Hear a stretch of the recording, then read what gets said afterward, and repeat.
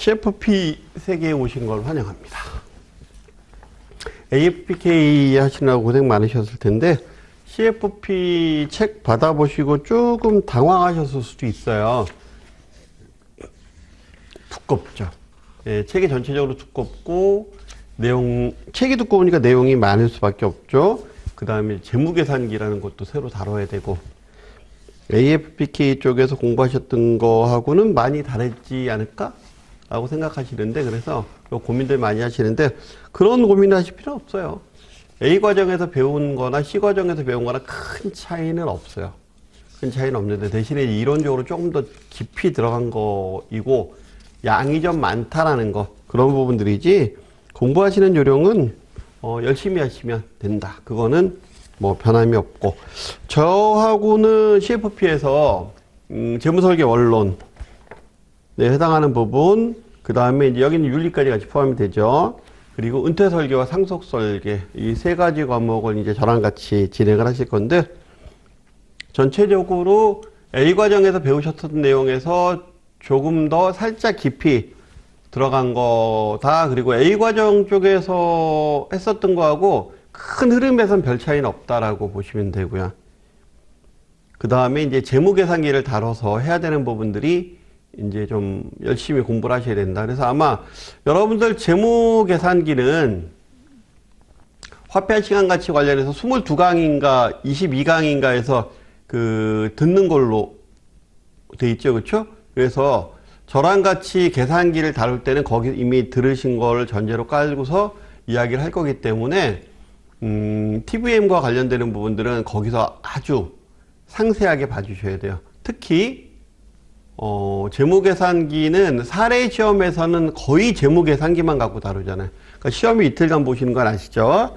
첫날 시험은 지식형을 다루지만 여기에서도 물론 재무계산기를 다루기도 해요. 근데 두 번째 날은 시험 시간 내내 그 재무계산 하루 종일 재무계산기만 갖고 막 두드려야 되기 때문에 재무계산기는 그냥 뭘로 생각하시면 되냐면 휴대폰이다 라고 생각하시고요.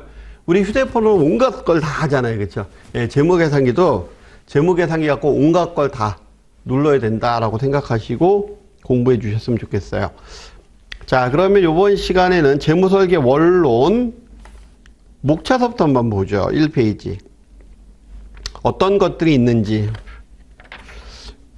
자, 재무설계의 이론적인 배경이 나옵니다. 여기는 A 과정에서는 이론적인 배경이 깊이 있게 나온 게 별로 없었다라고 하게 되면 C 과정에서는 이 부분에 대해서 이론적인 배경, 그래서 의사결정 이론이라든가 소비지출 관련 거, 생애주기 모형, 그 다음에 그 행동경제학과 관련되는 이야기들이 그렇다고 아주 깊이 있게 나오는 건 아니고요. 간단하게 소개 형태로 나오는데 이런 소개 형태로 나오는 것들이 또 시험 문제로 나오죠. 그 다음 재무설계에 필요한 환경, 왜 재무설계가 필요해진 건지. 당연히 경제활동이 변화가 되고 고령화가 되고 저출산이 되고 저금리 시대 뭐 이런 부분에서 이제 요즘에는 이제 또 코로나와 관련되는 부분 다양하게 변화되니까 거기에 맞춰서 재무설계도 필요하다. 그 다음 종합재무설계에 대한 이해, 그래서 단일재무설계와 종합재무설계의 차이점, 그 다음 필요성, 그리고 재무설계가 어디까지의 영역이냐, 재무적 비재무적 영역을 다 포함하죠. 이런 부분들. 그 다음에 CF 자격 인증자, A 과정에서도 했었던 이야기죠. AFPK 자격 인증과 관련해서 뭐가 필요한지, 지식 뭐 이런 거, 역량,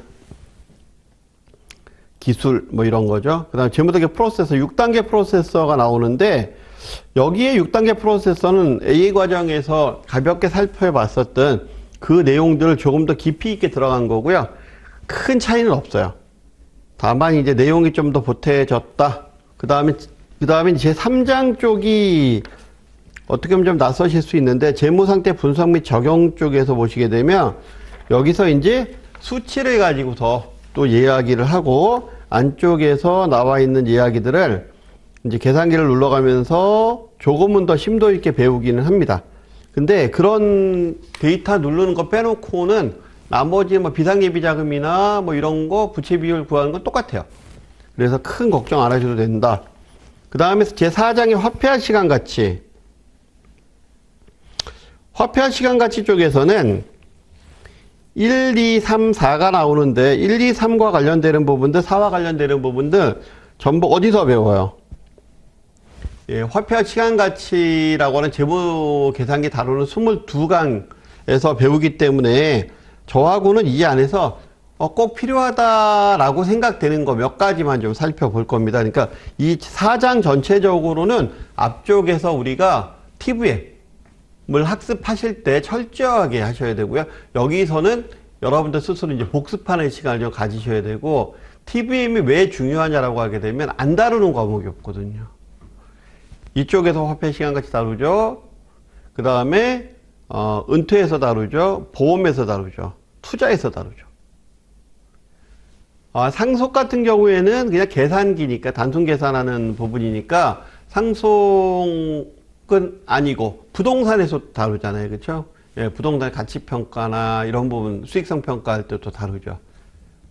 투자할 때도 편차 계산하거나 이런 부분들서부터 시작해서 채권 수익률 계산하거나 이런 부분들 할 때도 다루시거든요. 그러니까 CFP 과목이 7과목인데 7과목에서 TVM을 안 다루는 부분은 상속 설계 정도 말고는 다 재무계산기를 다루실 수 있어야 되니까, 결국은 재무계산기를 다루지 못한다는 얘기는 시험 보러 가면 안 된다는 얘기예요. 무조건 떨어진다라는 거죠. 100%. 그러니까 그 앞쪽에 나와 있는 재무설계 그 TVM 강의되는 건 22강은 철저하게 보셔야 됩니다.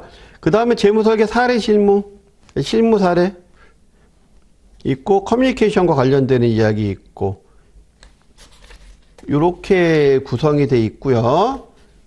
그 다음 부록은 뭐 크게 문제가 없고, 부록 쪽은 과목에서 다루지 않는 부분이고요. 그래서 보게 되면 제1장 재무설계 2해, 거기에 재무설계사의 이론, 재무설계 이론적 배경, 이 부분을 좀 한번 보죠. 학습 목표 부분은 여러분들이 한번 읽어보세요. 어떤 것들이 학습 목표가 있는지. 이렇게 읽히는 부분들이, 예를 들어서 뭐 목표를 읽다 보면은 뭐에 포커스를 맞춰야 되겠구나라는 부분이 나오니까, 그런 부분까지 뭐 다 우리가 읽어가면서 강의를 진행하지는 않지만 여러분들은 공부하시기 전에 꼭 한번 읽어보세요. 목차하고 학습 목표는. 자, 보겠습니다. 제1절 재무설계 이론적 배경. 세 번째 줄에 종합적인 재무설계 서비스가 구현되기 전에 금융시장은 투자와 위험관리를 위한 금융상품 판매에 집중되어 있었기 때문에 전통적인 경제학과 투자 관련 이론들에 의해 이론적 근거가 설명되었다. 그러나 단순한 금융상품 판매를 넘어서 전문적이고 윤리적인 금융 서비스 제공이 중시되었고, 그 다음에 가계의 재무적 복지를 재무설계의 궁극적 목표로 하면서 개인 가계의 재무적 의사결정 과정을 뒷받침해 줄 수 있는 이론들이 재무설계의 이론적 근거로 자리 잡았다. 그러니까 이론적 배경을 배우는 이유가 이거다. 그래서 한 페이지 바로 밑에 내려가서 보시게 되면 개인의 의사결정을 설명하는 이론. 첫 번째, 수요 공급의 원리. 수요와 공급의 원리는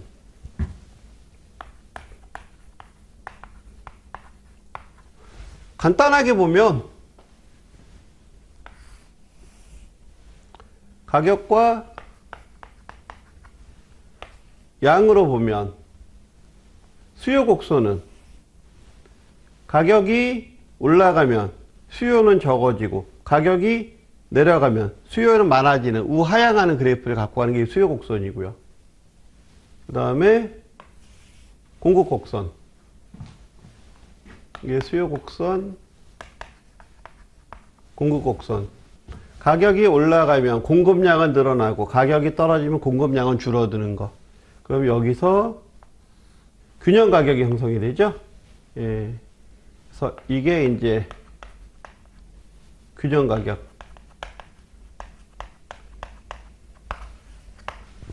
뭐 이 얘기인데, 자, 금융시장은 수요와 공급에 의해서 움직이는 시장이다. 그래서 요 얘기 요게 이제 수요 공급의 법칙인데, 이거 4줄 정도 내려가서 보시면, 물론 개인의 수요가 가격만으로 결정되는 것은 아니고 보유하고 있는 자원의 양이나 개인의 선호, 취향, 해당 상품이나 서비스에 대한 니즈 등도 수요에 영향을 미친다. 즉, 뭐만 미치는 건 아니다. 가격만 영향을 미치는 게 아니고 가격 등, 가격도 있지만 다른 것 등등이 영향을 미친다. 수요 공급 곡선에서도 마찬가지예요. 가격에 의해서 이렇게 움직이지만 가격 이외의 요인이 나타나게 되면 수요 곡선 자체가 이렇게 곡선이 움직이거든요. 그리고 공급 곡선도 마찬가지로 가격 이외의 요인이 발생하면 곡선 자체가 움직이니까 그렇게 하면서 이제 균형이 바뀌죠. 이런 부분들 간단하게, 물론 이제 우리 책에서는 이제 이 그래프까지 나오진 않는데, 그래서 재무 설계는 맨 밑에 개인의 재무 목표를 달성하기 위해서 보유하고 있는 재무적, 비재무적 자원을 효율적으로 관리하는 과정이다. 이러한 과정을 수행하기 위해서는 금융 환경 전체에 대한 이해가 필요하다. 수요와 공급에 의해서 움직이는데 가격만이 요인이 아니고 다양한 요인에 의해서 움직인다. 그 다양한 요인에는 재무적 요인이 있고 비재무적 요인이 있다. 즉 뭐다? 종합적으로 살펴봐야 된다. 이 얘기를 지금 하고 있는 거고요. 그게 수요 공급 네, 원리. 그 다음 소비자 선택 이론. 소비자는 주어진 자원 내에서 자신의 선호 체계에 따라서 자원을 배분하여 최대한의 효용을 얻을 수 있는 선택을 하고자 하는데, 이러한 개인의 선택 행위를 설명하는 이론이 소비자 선택 이론이다. 그래서 이 소비자 선택 이론에서는 소비자가 굉장히 합리적으로 행동한다라는 전제를 까는데 그렇지 못하죠.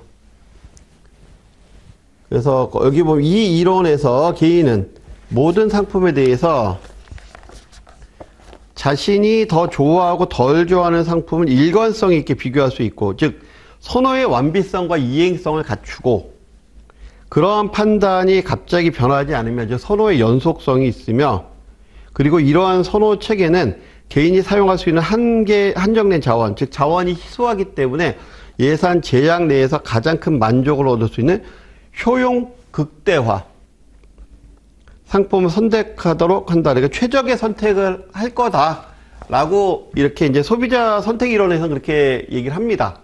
근데 실질적으로는 이렇게 못하죠. 사람은 합리적인 존재인 것 같은데 또 불확실성하에서 또 합리적이지 못한 존재이기 때문에 이론적으로는 이렇다라는 거죠. 그래서 개인의 효용이 극대화가 되려면 최적의 선택을 하고 시장에 존재하는 모든 정보를 알고 주관적으로 느끼는 만족감이 동일한 모든 조합들을 찾아낼 수 있고, 선호에 어긋나지 않고 예산 제약하에서 가장 큰 만족을 주는 이성적인 선택을 이성적으로 결정할 수 있어야 한다. 이게 무슨 얘기냐면 이런 거예요. 아주 쉽게 설명을 드리면, 제가 백화점에 들어갔어요. 제가 백화점에 딱 들어가서 백화점에 있는 모든 물건에 대해서 효용을 다 파악을 해서 그 안에서 나한테 가장 효용이 높은 물건을 딱 골라서 살 수 있다. 그러면 이게 가장 효용이 높은 최적의 선택이겠죠. 이럴 거다, 이렇게 한다라는 거지. 근데 그게 가능한 거예요? 불가능한 거지? 내가 만약에 예를 들어서 세면용품을 사겠다라면 세면용품 중에서 모든 세면용품, 내가 사고자 하는 모든 종류를 다 파악하고 서로 장단점을 비교하고 그 중에서 효용을 파악해서 그 중에서 가장 나한테 좋은 걸 산다. 그러면 제일 좋죠. 근데 물건은 한 가지뿐이 안 팔리겠네, 그러면? 모든 세상의 물건 중에서는? 그죠? 가장 효용성 있는 그 물건 하나만? 그렇다라고 하게 되면, 물건의 다양성도 없을 거고, 물론, 물건이 어떤 거는 가격에 따라서, 어떤 거는 색깔에 따라서, 어떤 거는 하여튼 여러 가지의 효용에 의해서 다양한 효용을 느끼기 때문에 물건은 다양성이 있는 거잖아요. 그렇죠? 근데 그 중에다 가장 최적화? 이거 쉽지 않죠. 그렇죠? 그러나 소비자들은 완전한 정보를 갖기 어렵죠. 그래서 항상 이성적이지도 않아요. 그러니까 한계가 있죠. 그러니까 소비자 선택 이론은 가장 최선의 선택, 최고의 선택, 최고의 효용을 추구한다라고 하는데 실제는 그렇지 않다. 그래서 나오는 게 행동정지학이잖아요. 그 다음 기대효용 이론. 자, 불확실성하에서 소비자의 선택을 설명하는 이론이다. 그래서 바로 밑에 줄에 이 이론에 의하면 선택의 결과가 불확실한 상황에서 개인은 실현 가능한 여러 가지 선택의 대안에 대해서 기대값을 기준으로 선택하는 게 아니라 기대 효용에 의해서 선택을 한다. 그러니까 같은 값이라도 효용에 따라 달라진다라는 거죠. 그래서 기대 효용이 극대화되는 대안을 선택할 것이다. 이러한 불확실성 하에서 선택은 어느 정도의 위험 부담이 있기 때문에 개인이 그 위험을 어느 정도 수용할 수 있는지에 따라 달라진다. 즉 위험 회피형이냐 중립형이냐 위험 선호형이냐에 따라서도 달라질 수 있다라는 거죠. 큰 수익을 기대할 수 있는 대안이 있더라도 위험이 작은 선택을 하게 되고요. 그러니까 위험이 높으면 수익이 작은, 위험이 높으면 수익이 높은, 위험이 같으면 수익이 높은, 그리고 수익이 같으면 위험이 낮은, 뭐 이런 선택들을 이제 선택하게 될 수도 있고, 사람에 따라 다르다라는 거죠.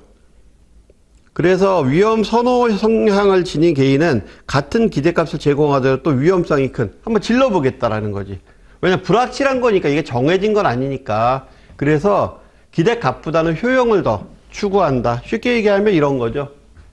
그래프를 하나 그려보면 이게 중립형이면 선호형이고 회피형이고 선호형이고 이런 그래프 많이 보셨잖아요. 그렇죠?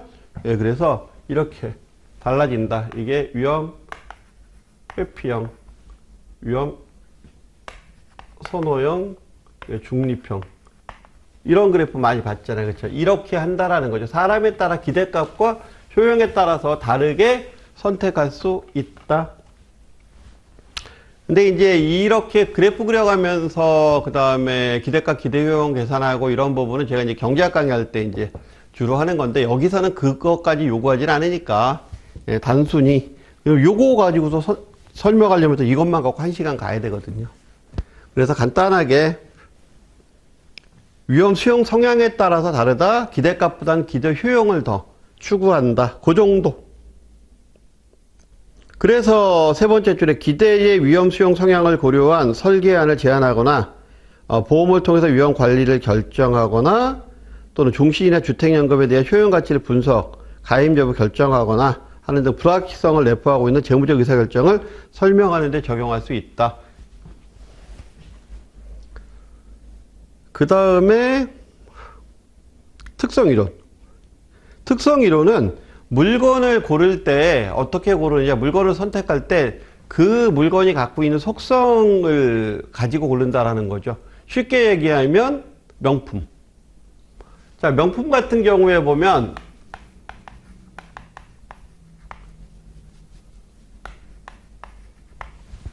예를 들어서 장지갑이에요.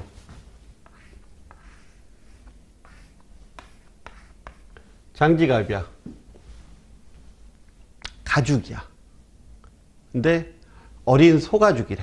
어린 송아지 소가죽이래. 장지갑인데 어린 송아지 소가죽이면은 요거 물건만 본다 그러면 물건 값으로만 본다 그러면 비싸야 10에서 15만 원? 아니면 좀 더 주면 한 20만 원 정도면 괜찮은 거 살 수 있겠죠. 그렇죠? 근데 여기다가 이제 갑자기 얘가 샤넬이래. 그래서 이렇게 붙어 있어. 금장 하나 이렇게 붙어 있거나 은으로 된 걸로 하나 장식이 붙어 있어.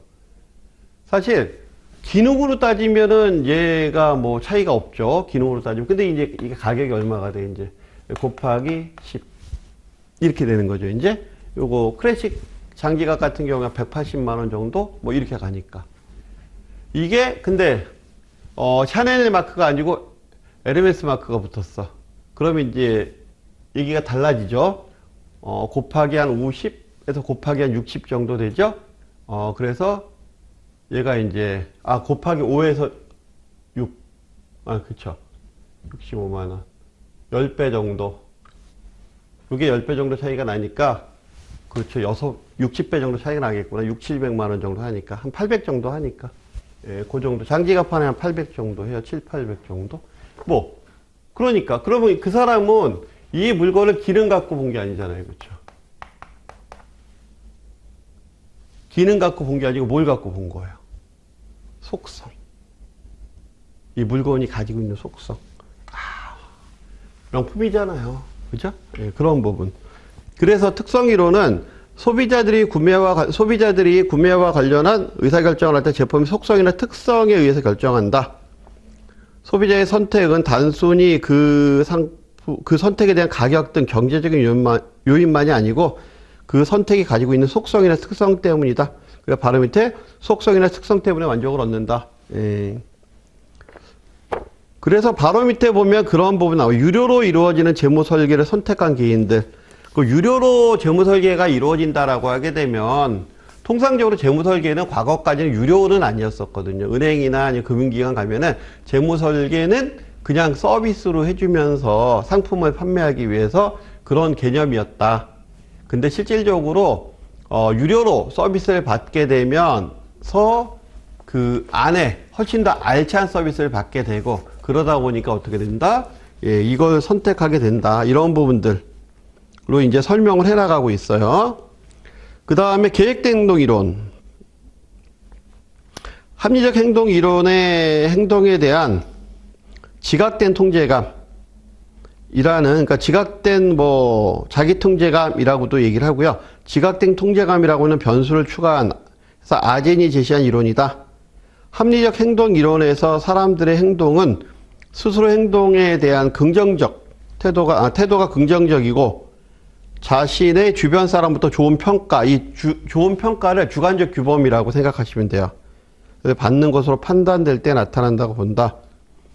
그러나 합리적 행동 이론은 행동에 필요한 자원이나 능력의 한계 등의 영향을 설명할 수 없다. 즉 설명하지 못하는 한계를 지니고 있다. 이게 무슨 얘기냐면 합리적 행동 이론, 그러니까 사람들의 이런 행동을 하면 사람들에게 좋은 평판을 받게 되고 하는 부분들, 그래서 이런 행동을 해야 되고 하는 부분들이 맞는데, 예를 들어서 은퇴 설계다라고 하게 되면 은퇴에 있어서 내가 해당되는 보험도 들고 예금도 하고 적금도 들고 이러면서 특히 연금보험을 가입한다라고 하면 연금보험을 가입하는 거, 이런 것들은 누가 봐도 주관적 규범으로 봐도 사회적 규범으로 봐도 그래, 그건 올바른 행동이야, 좋은 행동이야 라고 평가받을 수 있다라는 거죠. 그러면 사람은 그런 행동을 해야 된다라는 거지. 근데 실제 하나? 문제는요, 젊었을 때서부터 일찍부터 은퇴 설계를 해서 나중에 노후를 위해서 연금 대비를 해야 된다. 이건 누구나 다 합리적으로 생각할 수 있는 행동 이론이에요. 그렇죠? 근데 안 하잖아. 왜? 뭐가 부족해서? 의지가 부족해서. 지각된 통제감이 그래서 여기 껴들어가는 거예요. 그래서 다음 페이지에 보시면 지각된 통제감이란 것은 지속할 수 있다. 즉 어려움을 극복할 수 있다. 이런 부분으로 생각하시면 돼요. 그래서 의지, 끈기 이런 식으로 생각하실 수도 있고, 편하게 생각하시면 지각된 통제감을 추가해서 한 게 계획된 행동 이론이다. 그래서 바로 밑에 지각된 통제감은 개인이 어떠한 행동을 얼마나 잘 수행하고 통제할 수 있는지에 대한 주관적인 평가의 의미, 즉 행동을 할 수 있는 기회나 시간, 재정적 여유 등에 대한 지각된 통제감이 행동을 하기 위한 동기에 영향을 미치고 따라서 개인의 행동이 이루어진다. 그래서 계획된 행동 이론에는 합리적 행동 이론과 차이점은 지각된 통제감이라고 하는 요소를 하나 더 부여해서 그걸 지속해서 행동할 수 있게 만드는 거, 그 부분이다라고 생각하시면 되죠. 그래서 바로 밑에 자신감 부여, 이런 부분들. 그 다음에 이제 교환 이론, 기브앤텍이라는 건데, 개인이나 사회적 관계에서 행동은 그에 따른 보상에 의해 이루어지는 회적 기반. 그래서 재무적 의사결정에서 투자를 결정할 때는 원금에 대해서 얼마만큼 인컴이 되느냐, 소득이 있느냐, 이런 부분들. 그러다 보니까 여기 밑에 보시면 교환 이론으로 설명되는 것 중에서는 중노년기의 부모와 자녀의 자원 이전 행위에 대한 연구가 수행되기도 한다. 이건 무슨 얘기냐면 중장년기의 부모와 자녀의 자원 이전 행위에 대한 연구. 자녀는 부모님 재산에 대해서 일정 부분 자기가 받을 수 있다라는 기대감이 있고, 그 다음 부모는 내가 다른 만약에 어떤 유인 효과가 없다라고 하게 되면 나의 재산의 영향에 의해서 자식과의 관계를 지속해서 유지할 수 있다는 기대가 있고, 그러니까 기브 앤 테이크 관계라는 거죠. 이런 형태들에 대한 이야기들을 좀 연구로 해서 수행하기도 하는. 그 다음에 조절 초점 이론이라고 해서, 조절 초점 이론은 향상 초점과 예방 초점으로 나눠지는데, 그 첫 번째 줄에 보시면 향상 초점과 예방 초점으로 조절이 된다. 향상 초점 성향을 지닌 개인은 특정 목적을 위해서 열정적, 적극적. 그 다음에 예방 초점에 해당하는 사람은 소극적 행동을 한다라는 거죠. 예, 그래서 그 바로 밑에 보시면 맨 밑에 줄에 예를 들어서 향상 초점 소비자들은 어떤 사람일까요? 공격적인 사람들이겠죠. 위험 선호형에 해당하는 부분들이 많고, 그 다음 예방 초점 쪽은 위험 회피형에 해당하는 쪽에 선호도가 더 높을 것이다. 그래서 투자나 이런 부분을 설명하고 날 때 이 사람이 어떤 초점을 가지고 있느냐, 향상이냐 예방이냐에 따라서 달라질 수 있다. 이런 이야기들로 해서 이제 소비자에 대한 이론, 개인의 의사결정을 설명하는 이론이 수요 공급의 법칙에 의해서, 원리에 의해서, 소비자 선택 이론에 의해서, 기대 효용 이론에 의해서, 특성 이론에 의해서, 그 다음에 계획된 행동 이론에 대해서, 그리고 교환 이론에 대해서, 그리고 조절 초점 이론에 대해서 간단하게 해당되는 내용들을 설명을 하고 있으니까, 시험에서는 여기서 이제 한 대목을 이렇게 딱 띄워놓고 얘가 뭐니? 라고 물어보겠죠. 그쵸? 또는 한쪽에는 이론들에 대한 제목을 적어놓고 한쪽에서는 이론들을 놓고 연결을 해달라 그러든가, 그런 형태의 부분이 나올 수 있겠죠. 자, 그 다음에 소득과 소비 지출 관련 이론이 있어요. 여기는 절대 소득 가설이라는 부분이 나오는데, 절대 소득 가설은 케인즈가 얘기한 거거든요. 근데 이게 1930년대 그 대공황 시기 때, 그때 이제 그 고정경제학자, 전통 고정경제학자들이 수요와 공급의 법칙, 아까 배웠잖아요. 잠깐 썼었잖아요. 수요 공급의 법칙에 의해서 수요가 지극히 적어져서 공급은 있는데 수요가 적어져서 경기가 침체가 되고 불황이 생겼으니, 그러면 가격이 내려가게 되고 그 다음에 공급량이 조절이 되면서 자동으로 수요 공급은 균형점을 맞추고 경기는 다시 회복할 것이다 라고 이제 얘기하고 있을 때 케인즈가 뭐라고 얘기했느냐? 그러면 그때까지 기다리다 다 죽는다. 그러니까 어떻게 해야 된다? 경기를 부양시켜야 된다. 즉 소비를 늘려야 된다. 근데 소비를 늘리려면 뭐가 필요하다? 소비를 늘리려면 소득이 올라가야 소비가 늘어날 거다. 그러니까 소득이 올라가야 소비가 늘어나니, 그러면 어떻게 해라? 정부에서 돈을 풀어라. 재정정책을 수행해라. 라는 형태로 이제 이야기가 된 거죠. 그러면서 경제학과 관련되는, 대공과 관련되는 해결책으로 해서 거시경제학 부분에서 나와 있는 이 이론인데, 이 이론을 개인적 차원으로 갖고 와서 쓴 거예요. 그러니까 절대소득 가설이 개인의 어떤 소비의 합리화 이런 걸로 만들어진 이론은 아니고, 거시경제학과 관련해서 나왔었던 이론을 개인적인 이론으로 갖다가 이제 쓴 거죠. 단순히. 그래서 보게 되면 절대소득 가설은 케인즈가 제시한 가설인데, 개인의 소비는 그들이 갖고 있는 절대적인 소득에 의해서 결정이 된다. 즉 소득에 의해서 결정이 되니까 지금 현재 공황이 일어나고 불황이 있고 지금 경기가 침체되고 물건이 안 팔리는 이유는 뭐다? 소득이 없으니까 안 팔리는 거다. 그러니까 소득을 늘려주면, 정부에서 개입해서 소득을 늘려주면 소비는 늘어갈 거다. 그래서 소득이 증가하면 소비도 한다. 이걸 얘기하는 거고. 근데 이렇게 늘어나도 한계치는 있죠. 그래서 한계 소비 성향이라는 게 그래서 나옵니다. 많이 들어보셨죠? 한계 소비 성향.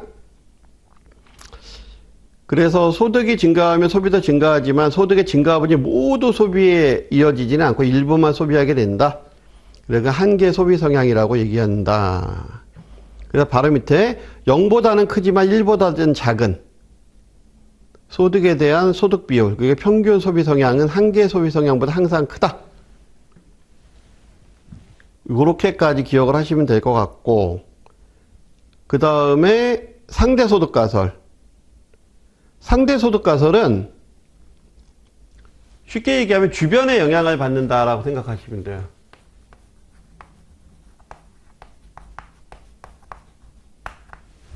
그래서 절대 소비 성향에서는 동그라미를 쳐놓으실게 한계 소비 성향 동그라미 쳐놓으시고, 그 다음에 그 밑에 0보다 크지만 1보다 작고 소득에 대한 소비의 비율인 평균 소비 성향은 한계 소비 성향보다 항상 크다. 여기 줄 그어놓으시면 되고, 그 다음에 상대소득 가설에서는 이게 그 밑에 톱니 효과와 전시 효과. 소비를 결정짓는 소득이 자신의 소득보다는 상대적인 위치. 예를 들어서 우리가 살고 있는 집이 부촌이에요. 좀 사는 집들이 모여서 살아요. 그러면 예를 들어서 이런 데가 있고 중산층이 사는 데가 있고, 그 다음에 그렇지 못한 좀 가난한 분들이 사시는 데가 이렇게 세 가지가 있다. 그러니까 빈촌이라고 얘기하죠. 예, 있다라고 하게 되면 예를 들어서 과일을 산다. 과일을 구입한다라고 했을 때 요분들이 구입하는 과일과 요분들이 구입하는 과일과 요분들이 구입하는 과일이 똑같으면 좋겠지만 사실 똑같진 않아요. 가격 차이가 나거든. 품질에 대한 차이도 나고 아쉬운 얘기긴 하지만 소득의 차이가 나기 때문에, 왜냐면은 과일 자체도 상당히 소량으로 생산되는 굉장히 맛있는 품종이 있고, 그 다음에 그렇지 않은 품종들이 있거든요. 그런 부분들이 있어서 대량으로 생산되고 모양은 똑같지만 맛은 덜한 품종들도 분명히 존재한단 말이에요. 그러면 여기서 사는 그 누군가가 이쪽 마켓, 이렇게 마켓이 다 있는데 여기 마켓에 가서 물건을 구입하진 않을 거란 말이에요. 여기 마켓에서 구입을 하지. 그리고 여기에 마켓에 해당하는 마켓 사장님은 어떤 과일들을 갖다 놓겠어요? 소규모이긴 하지만 가격이 높고 당도가 높은 과일을 갖다 놓겠지. 그렇죠. 그렇지 않고 대량으로 판매되는 당도가 낮은, 가격이 낮은 과일을 갖다 놓으면 안 팔리겠죠. 그렇죠. 똑같은 거예요. 그러니까 이런 형태로 소비는 이루어진다라는 거죠. 그래서, 그리고 한번 그렇게 올라간 소비는 내려오기 어렵다. 그래서 톱니 효과, 톱니가 거꾸로 돌아가지 않는다 라는 전제를 깔고 가는 거고요. 그래서 톱니 효과는 소득이 증가했을 때 소비도 함께 증가하지만 소득이 감소하는 경우에는 소비가 감소하지는 않는다라는 거예요. 한번 눈높이가 한번 올라가면 그거 낮추기 쉽지 않다. 그리고 전시 효과는 개인의 소비 수준이 자신의 소비 수준에 의해서 결정되기보다는 자신이 속한다고, 그러니까 중고 집단이죠. 자신이 속한다고 생각하거나 주위 사람들의 소비 수준에 따라 결정이 된다. 그러니까 조금 아까 얘기했듯이 여기에 사시는 분이 과일 가게에 와서 물건을 딱 고르려고 그러는데 저기에는 떨이 물건이 있고 여기는 괜찮은 물건이 있어요. 자, 동네 아줌마가 여기 와서 물건 고르고 있을 때 내가 여기 가서 떨이 물건을 골라서 갖고 가기 쉽지 않다라는 거지. 그러니까 주변의 눈치를 보게 되는 거죠. 그런 부분들이 생긴다. 그 다음에 이제 항상소득 가설.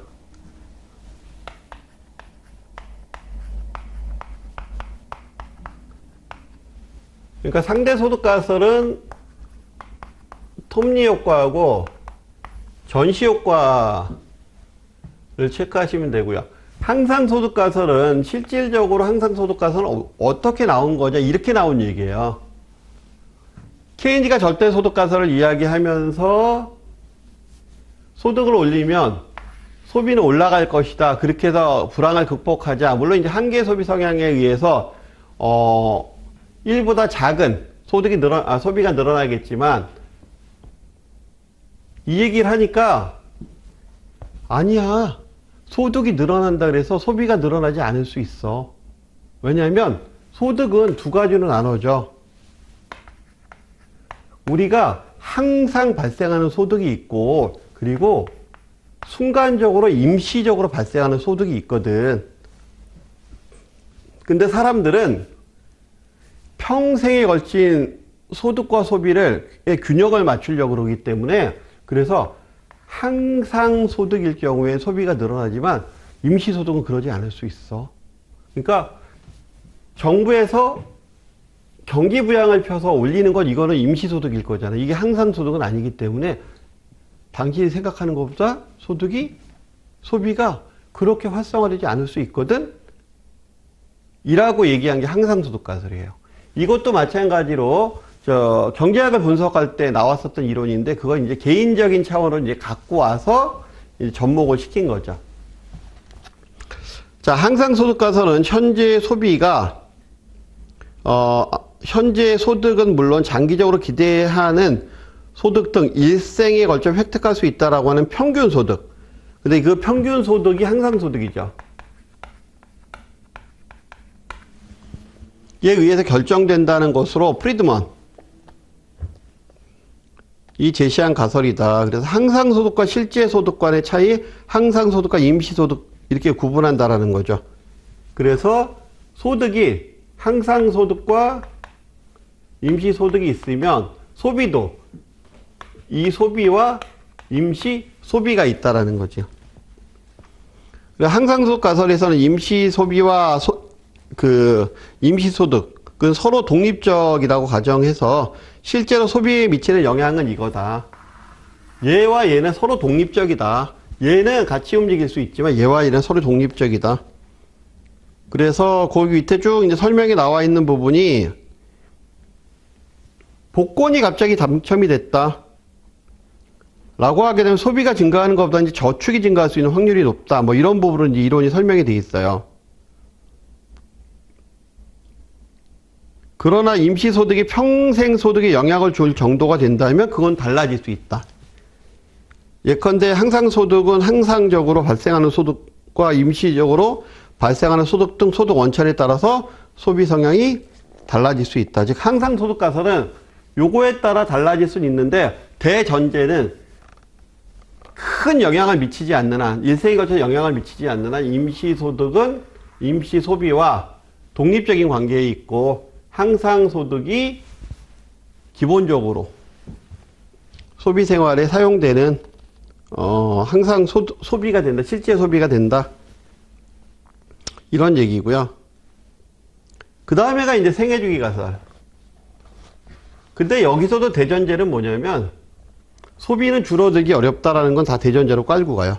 소득이 높아져서 일정한 소득 수준에 있게 되면 그 소득을 쓰다가 갑자기 소비가 낮춰진다 그래서 소득이 낮춰진다 그래서 소비도 낮춰지지는 않는다라는 대전제는 다 깔고 가는데 자, 그 다음에 생애주기 가설. 생애주기 가설은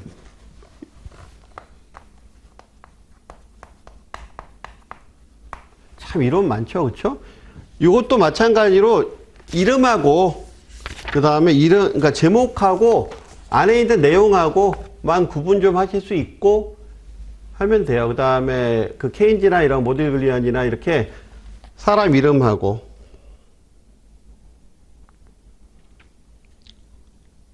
자, 그 프리드먼이고요. 여기는 프리드먼 모딜글리안인데 사람 이름 정도 하고 매칭해서 요거는 어떤 거냐면 이런 걸로 보시면 돼요.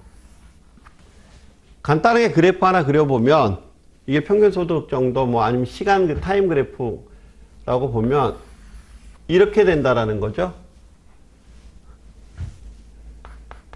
사람들은 내가 어렸을 때는 소득이 별로 없기 때문에, 그래서 젊었을 때는 소득이 별로 없다 보니까 내가 쓸 수 있는 돈이 적다라는 거죠. 그래서 요때는 차입이 일어나요.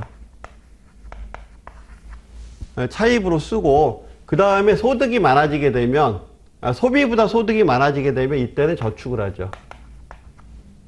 그리고 소득이 줄어들면서 소비 생활은 유지하는데 소득이 줄어들게 되면 이때는 이 저축한 걸 갖고 사용하죠. 요때 사용을 하고, 요때 차입한 것도 요때 저축액 갖고 이제 상환을 하고, 이런 형태로 갖고 가서 평생 소득이 평생 소비와 맞추려고 노력을 한다라는 게 이제 절대소득 가설이거든요. 아니, 요게 이제 생애주기 가설이거든요. 생애 전체적으로 이렇게 맞춰가려고 한다. 그래서 보게 되면 안도와 모디글리아니는 바로 밑에 개인의 소득과 지출을 설명하는 이론, 가장 많이 사용되는 이론이에요. 이 이론이 특히 은퇴 설계에서는 또 한 번 설명을 하게 돼요.